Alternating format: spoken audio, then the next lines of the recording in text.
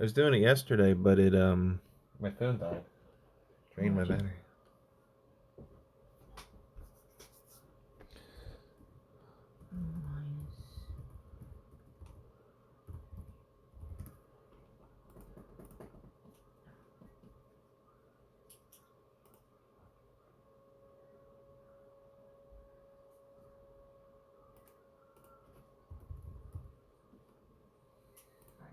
Fix that later.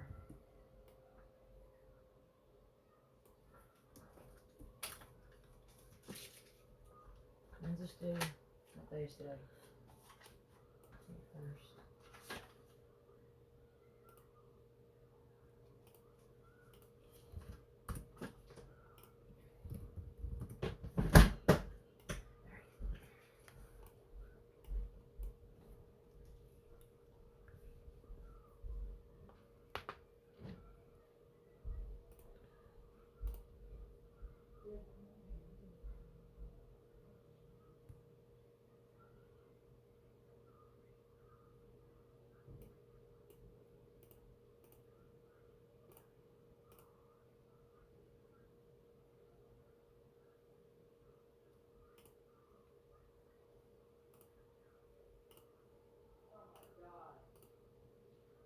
What? What, Renee? What the hell is this? What? Who is this? Who? Isn't that Father Riley? Huh? Is that his phone number? That's Father Riley's face, Renee. No shit, but who sent this to me? Father Riley? Is that his phone number? I don't know. What are you asking me for? What are you asking me these stupid questions? I don't know. It's gotta be, right? I'm still watching you? What the hell does that mean?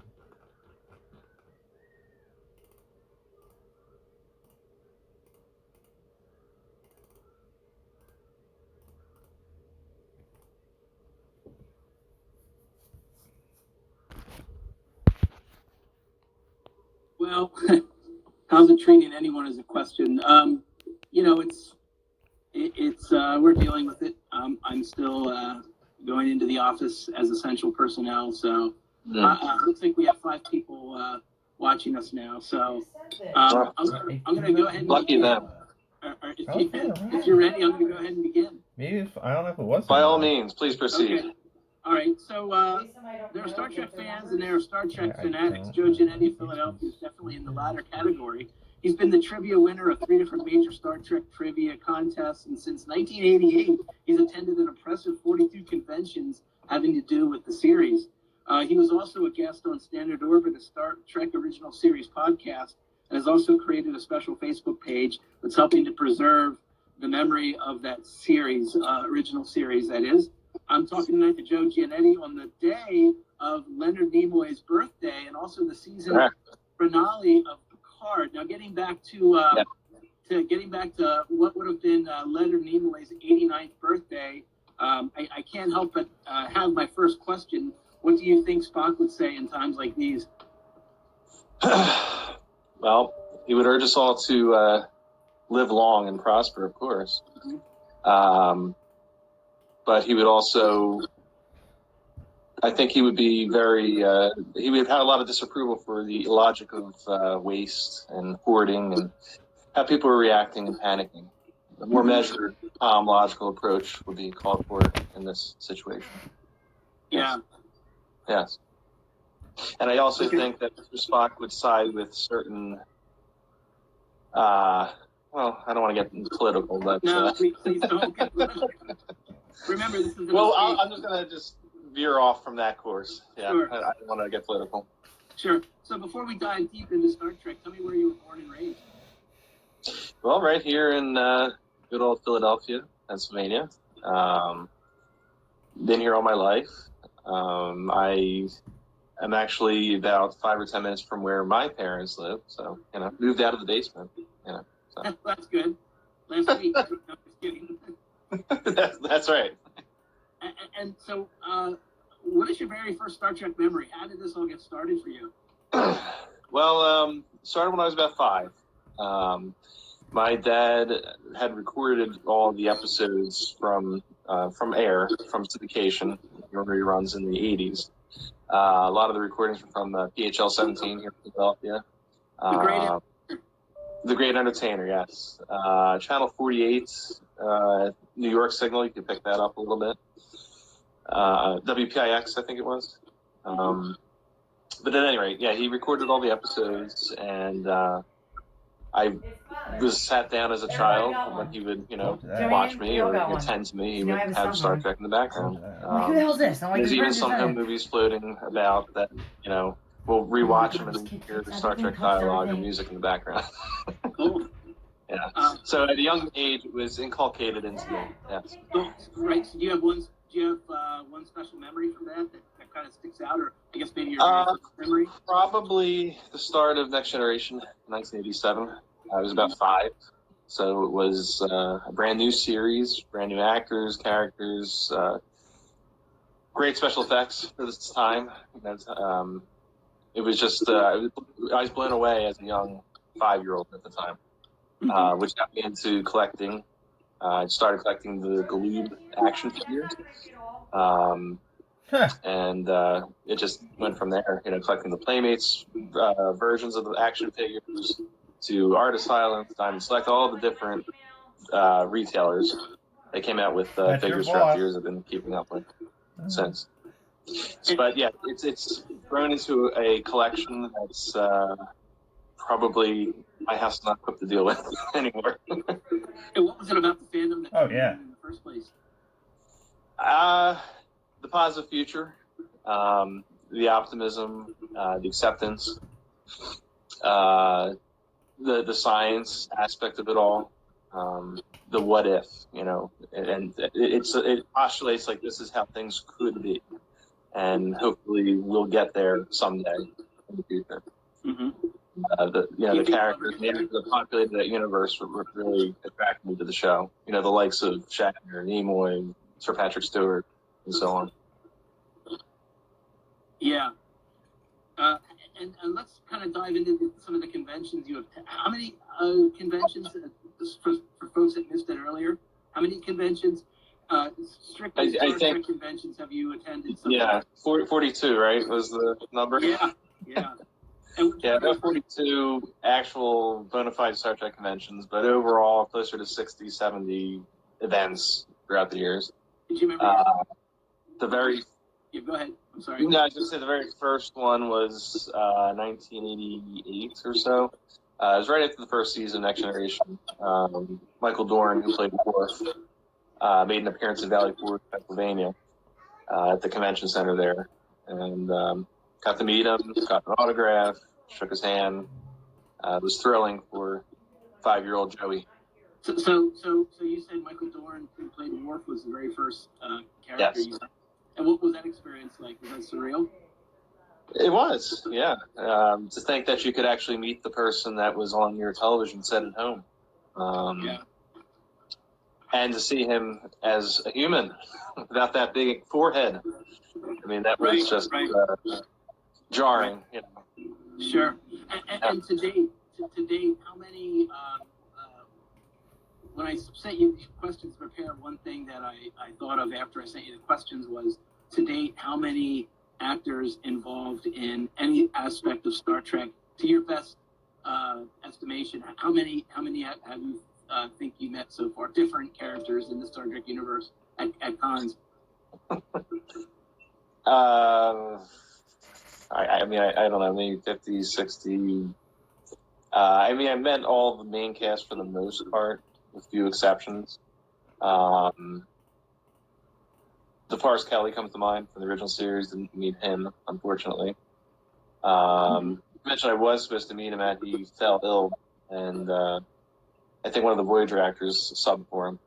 But I met all of the Next Generation cast, all the Voyager cast, most of Deep Space Nine, with the exception of Dr. Bashir and Chief O'Brien. Those actors. And is there one, not counting the actors who have since passed, but is there one celebrity out there that you would love to meet that you haven't met yet, that you does conventions that you just haven't crossed paths with yet? Good question. Not really. I mean, I think at this point I've met everyone I've wanted to really meet. It would be nice if more of the J.J. Abrams cast would make appearances. To date, I've met Carl Urban, who played Dr. McCoy, and John Cho, who played Sulu. But the others are kind of few and far between. And of course, the casting of Anton Yelchin at a young age, which is very unfortunate. He played Chekhov. That would come to me. So what you're saying is when you met him, that was one that you could check off your list? Well, I didn't meet him. That's what I'm saying. Oh, okay, so that's what you can check off your list. Oh, yeah. But I have met Walter Koenig, the original Chekhov. Yes. Oh, right. Is he still with us? Yes, he is. He's still with us. Yes. Yes. In fact, he just wrote a supplemental to his original autobiography from like 20 years ago. That he actually personalized and mailed out to me. New copy. Really? Yes. How did that come about? It's his publishing company. Yeah. If you go to Jacobs Brown Press, I believe, you can buy a copy and he'll autograph it, personalize it for you. Okay. At a reasonable cost. Tell me about some of the trivia events that you got involved with at the convention. How did you get at the conventions, I should say, because there was more than one. How did you get involved with them? Well, at a lot of these events, they'll have a set time where they'll do a tournament, and they'll pick people out of the audience, or they'll just have a bunch of people come up on stage, and then whoever's the last one standing is the one who wins. These mostly occurred at creation events. Those used to occur in Jersey, Cherry Hill, Secaucus. Not so much anymore. Unfortunately, they do one big show now in Vegas every year. Didn't they used to put them at the Valley Forge Convention Center too at one time? Well, that was back in the 80s, early 90s. Yeah. Yeah, unfortunately, those are bygone days. and did I see this right? I read on the internet. I found an article about you that you won $1,700 worth of merchandise. Well, yes, and vouchers for their merchandise. Yes. Cool. Which included such tchotchkes as little tribbles and mugs, and plates and shirts, caps, shot glasses, the whole shebang. So I got $1,700 worth of junk, as my wife would call it, but collector, as I would refer to it as. Yes. Right. And tell us about your across the entire of all the shows. Tell us about your favorite episode. What is it and why? It's hard to pick. Well, there's two that come to mind immediately from two of my favorite of the series, which is the original and Next Generation. From the original series would be The Doomsday Machine, which, if you actually... we got a visual. The Doomsday Machine. Oh my gosh, Doomsday Machine, yeah. It's a model of the Doomsday Machine, yeah. Yeah, sure So the Enterprise, I don't have a small Enterprise handy, but, was getting pulled into this machine. They were trying to save a derelict ship called the Constellation, which was the sister ship of the Enterprise. They found the Commodore who was commanding it, who went crazed. He looked like me, all disheveled with his beard growing in. And then at the end, they used the Constellation to ram it down the throat of the beast, so to speak, and disabled the Planet Killer. Okay. So it was a very good episode. A lot of high drama, great music, great cinematography, great acting. A timeless classic, yes. And then the other episode that comes to mind is Best of Both Worlds from Next Generation, when Captain Picard was assimilated and became Locutus aboard. Wow. If you remember that cliffhanger, one of the most famous cliffhangers in television history, in fact. I think I have that. I didn't see the episode, but I remember seeing the picture of him. Interesting. Okay. Welcome, Mike. So would you say you have would you say Next Generation or original series is your favorite personal series? I'm sure it's hard to pick. Yeah, it's hard to pick. I don't know if you watch Big Bang Theory or not, but there was a scene where Sheldon first meets Leonard, and he kind of quizzes him to see if he's a suitable roommate. And he says, "What series do you prefer, original or Next Generation?" And he says, "Original." He says, "Correct." He says, "Kirk or Picard?" He said, "Picard." Correct. So I think those would be my picks as well. and which kind of leads me to my question I've asked you before, and I've heard for many years. Who do you think's a better captain, Picard or Kirk? Well, it's a loaded question, isn't it? I mean, both are just everything you'd want in a leader. But I'd have to, if I were on a ship serving under a captain, it would have to be Captain Picard, I would say. Excellent. Okay. Because he's just very even-keeled, level-headed, completely in command of every situation. And, tries to find the most diplomatic solution at things instead of going out guns blazing. Sure. Not to say that doesn't have its merits, because, of course, Captain Kirk quite a few times would throw a punch or pull a phaser to get himself out of a scrape. So both approaches have their merit. Okay. So tell me, I mean, I know about it, I've never been there, but tell our viewers and our folks that are watching this about the set tour in Ticonderoga, New York. Yes. If you're a fan, even if you're a casual fan, it's like the Disney World of Star Trek. I mean, you walk in to the set tour itself. You walk in, it's like a museum when you walk into the lobby. They have glass cases filled with replicas and pieces from the show. And this is all original series, right? All original series related for now. They are talking about expanding into Next Generation. I don't know how they would accomplish that if they have the room to do that, but it'd be great if they could at least rebuild maybe the bridge of the Enterprise D, or engineering or something like that. But anyway, you walk in, you see this lobby there. Like I said, it's like a museum. You see all these different pieces, replicas, and everything. And then you go up to this entrance. There's a door that has a sliding door that you would see anywhere on the ship. And once they pull open the door, you walk in and you're on the Enterprise. You're there. I mean, you're in the corridor. You walk to your left. There's the transporter room. Keep going. You see sick bay. You see the science lab. You see captain's quarters, briefing room, engineering, and then the coup d'etat is the bridge. The bridge itself. So this is a fully immersive. Fully immersive production. Yeah, I mean, it's meant to be a set tour, so it's different from the Star Trek Experience, which is now defunct, that they used to have in Vegas. That was more like a theme park type ride.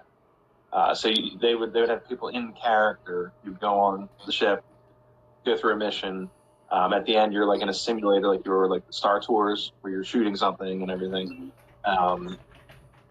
But this is more like if you were on the set of the show in the 1960s. So. I mean, you see all the flaws, the cardboard, the paper mache, everything. But it's so cool as hell to be seeing it live and to touch it and to take photos. And a lot of people dressed in uniform. So, I'd like to make my way back there sometime soon. A lot of the actors have visited there. They've had events, most notably William Shatner himself. He's been there about 4 times now. Isn't Shatner doing a lunch or dinner there? He is slated to do an appearance in June. Okay. And it's supposed to include a ferry ride in Ticonderoga there with about 50 people or so. You have a meal. The guy who runs it, James Colby, he's an Elvis impersonator. He does a show. And then they just kind of, make their way around the river there. And when they come back, they make their way back to the set tour. Shatner will sit on the captain's chair, ask a few questions, sign a few photos, take some pictures. A lot of, but sure, well worth it if you're a fan and you have the funds. And I'm assuming it was a few fans, more than one, I'm sure, but a few fans that created this set, correct? Yes, it was. It's completely fan driven, but now they're official in that they are licensed officially by CBS. So they're an official tour. So they have the backing of CBS themselves now, which gives them a lot of cash back. Okay. And tell me about the project you undertook with the Sci-Fi Channel original series, the Facebook you created, which the last time I checked had I guess over 1,700 followers. 1701? Yeah, well, I think at least 17. What made you create that page? And tell our viewers what exactly that special series was. The Sci-Fi Channel Special Editions, they remastered all 79 original series episodes without syndication cuts and re-aired it. And then they had wraparound segments that were newly recorded in 1998 with the surviving original cast. And at the time, all 7 main actors were alive. They did original interviews. They did the segments with a lot of the guest actors who are now on. And unfortunately, all those wraparound segments, which really was the meat and potatoes of the whole thing, is unavailable. It was never made commercially available on home video release. You can find clips here and there on YouTube that people posted. I have some recordings from that run. Not all the episodes, unfortunately, but a good number. They did a run with William Shatner hosting each episode the first time, and then they did a second run with Leonard Nimoy. But that second run, they stopped in the middle of the third and last season because there was new ownership at Sci-Fi Channel, and they didn't see the merit in the project, so they cut it, and that was that. And so, myself and a few other fans, fondly recall seeing this on the Sci-Fi Channel, and I figured there has to be other fans out there that remembered it as fondly as I do, and hopefully there's people out there that may have some more recordings. Mm-hmm. So that was really the main goal, was to see how many segments we could get compiled together. And it was your opinion that you thought Nimoy was a better host than Shatner? You felt Shatner was just kind of going through the motions? Well, the way they were supposed to run the Nimoy segments first, that was the original intention. But then the producers felt that they should do Shatner as well, so they did another series with him. But they aired his first, and his aired the completion of Nimoy's did. But Nimoy's segments, they were carefully researched and curated, and he had input into each of the scripts. So it was a lot more insightful and introspective and fascinating because it came from Nimoy's perspective. Now, the Shatner one, he has little to no memory of day-to-day or the episodes themselves, except for maybe a handful. So, a lot of it was pre-written for him. So he was just presenting it in Shatner, as it were. So there's still some of those in a vault somewhere that still haven't seen the light of day, you're saying? Like the Nimoy one? I mean, I would hope that someday they would release it as some kind of extra or special edition in a future release of the original series. Because, they re-release these things every couple of years. Mm-hmm. So we'll see. See what happens. Yeah. What are your thoughts on the latest, I guess, Star Trek series? I'll call it Picard. Picard.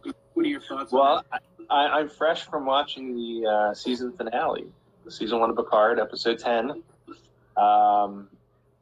It was different, I must say. However, I wouldn't say it's a favorite series. I wouldn't say it's the least favorite, but it's very well written. In the contemporary style of a lot of series now, it's serialized, so you have to see every episode from beginning to end. They take a lot of liberties with certain things because they're on a streaming service, so it's a lot different than Next Generation. Yeah. So, I mean, I don't want to spoil it for anyone who has not seen it yet. But I will say, though, that the whole series now is available for free. CBS All Access made it available for free in the last day or so due to all the quarantine that's going on. So they're trying to get people interested in subscribing to the service. Yeah. Is it coming back for a second season, do you think? Yeah, that's already ready for a second season. I don't know if they've started filming yet, but yeah, they're already locked in for a second season. And then Star Trek Discovery, the sister show, is starting soon, season 3. That'll be starting. Actually, it's been pushed back because of all the coronavirus stuff that's been going on. Sure. Any word on a fourth J.J. Abrams Star Trek movie with Chris Pine and? Well, that's they've been vacillating between yes, it's going forward, no, it's not. Quentin Tarantino's directing it. He's not directing it. Yeah, it's. Sorry, I'm getting I'm getting this from my wife here. Robin. Yes, I will cut this short soon. Yeah. Soon enough. 1 minute. Oh. Sorry out there. Sorry. The wife's really in command. She should be wearing this shirt. But anyway. Yeah, so the movies are kind of in limbo right now. I don't know when the fourth one's coming out, if it will include the same cast. It got stymied with negotiations because of the amount of money that Chris Pine was asking for. And they wanted Chris Hemsworth to reprise his role as George Kirk, his father. But they couldn't come to an agreement. So it kind of fell apart then and there. Mm-hmm. Now, the rumor is that they're working on another script. They're going to try another pitch and then see what happens. But, I mean, we're how many years out from Star Trek Beyond, which came out in 2016? So it's like 4 or 5 years. So by the time a new one comes out, we could be looking at it close to another decade. Yeah. What's an interesting fact about Star Trek that isn't talked about a lot? One of the behind-the-scenes books I learned that Lucille Ball, who owned Desilu Studios, which produced the original series, she's the one who signed off on the concept of Star Trek and getting it to air. And she really didn't know what it was. When she heard Star Trek, read about it, no one really told her it was a sci-fi show and how much money would be involved in producing such a show. She thought it was like a show about stars and their lives and following them around. Like, I guess a reality type show, a Star Trek. Like, here's, Desi walking down the street. Let's follow him, see what he's doing. So, yeah. She also, I never heard that, and it's a true story. She really didn't know what Star Trek was. But in a way, I read that she also saved Star Trek. Is that true? Yeah, because she was the one that kept it going. Oh boy! Hey, there we go, a special guest star. A special cameo by my daughter here. All right. Why are you wearing that? Because I wanted to show up in uniform for this occasion. No! Come on, Javon. What's your favorite Star Trek series? My favorite is a Voyager and a Discovery. Voyager and Discovery. See that? All right. Great. Joe, last question. What does Star Trek mean to you? What does it mean to me? Yeah. Oh boy. What does it mean to me? What? We're doing like the same thing that we do, like that we do in my. Yes, I should mention before I answer that we do a series of YouTube videos called That G and Daddy. And some people watch our videos. Some people, yeah. But we we have a couple of videos. The link's actually in my profile. There's a channel, so check it out when you have a chance. I think we did like 8 or 9 episodes. We started last March. And we haven't done any recently, but we'll have to get back to doing them. We just do, whatever, nothing scripted really. Like one episode, we just kind of read from one of the Little Golden books. They did a telling of the Trouble of Tribbles, which is kind of neat. But back to your question, what does Star Trek mean to me? It means a positive view of the future. It means that there is a tomorrow, and that we'll all get there, God willing. Something like this coronavirus outbreak, it's something that we'll look back on and think, wow, we were really in our infancy as a race. And, I think we'll continue to move forward. And I hope that we get to the future that we saw in Next Generation and beyond. Dad, Right. can you tell us what our favorite color is? My favorite color is blue. And my favorite color is pink. Okay, great. But red too, red alert. Yeah. What's your favorite color? My favorite color is green. And what's your favorite Star Trek episode to watch? That's a great question. Probably the man trap. Man Trap. The salt-sucking vampire. Oh, Yeah. Yeah. Yes. Well, Joe, thanks a lot for taking the time tonight. We really appreciate it. Thank you. Great meeting you, talking to you. For those that Yes. don't know you about, your And perhaps on another occasion we could do some trivia live. yes, and we can do a tour of that room too. Perhaps. Yeah. Anything's Thanks possible. again. That's right. Well, hey, bye, take care and Yes. thanks again. bye, Cory. And you as well. Bye. Live long and prosper. Thanks everyone for tuning in. Have a great night. Bye, everybody. Have a nice day.